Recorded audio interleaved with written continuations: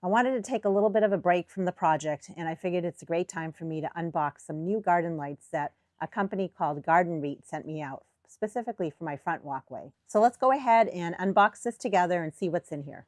So we'll open this box first, and I can just tell by feeling it, it feels very heavy. It says it's a brass accent light, and it's specifically to project up on top of my house.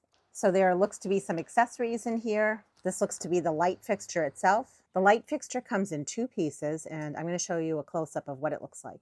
This is the piece that comes out in front of the light, and then right here is the actual light bulb with the light fixture.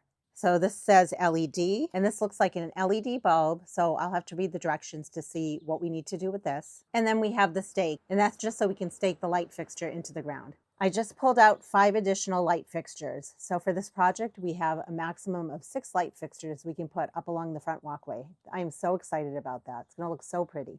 So now let's go ahead and assemble the parts of the light. So the first step is to insert the light bulb.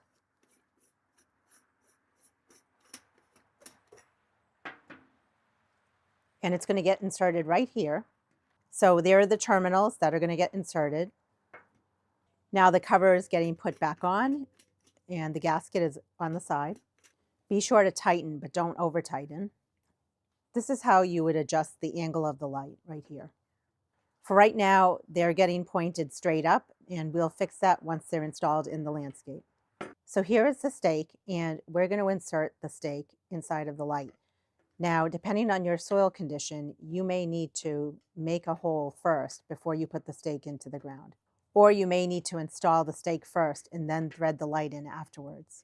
The next step is to add the light shroud, and we can always adjust it later.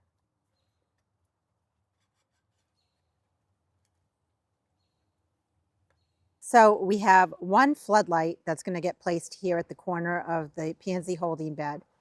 We have another floodlight that's getting placed at the opposite corner of the pansy holding bed.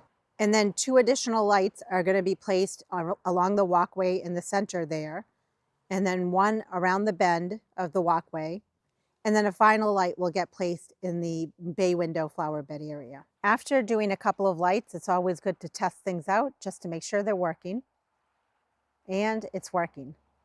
The final step that needs to be done is to just barely bury the wire underneath the mulch. We don't want to bury it too deep because as we plant annuals or anything like that, we want to be able to see where the wire is.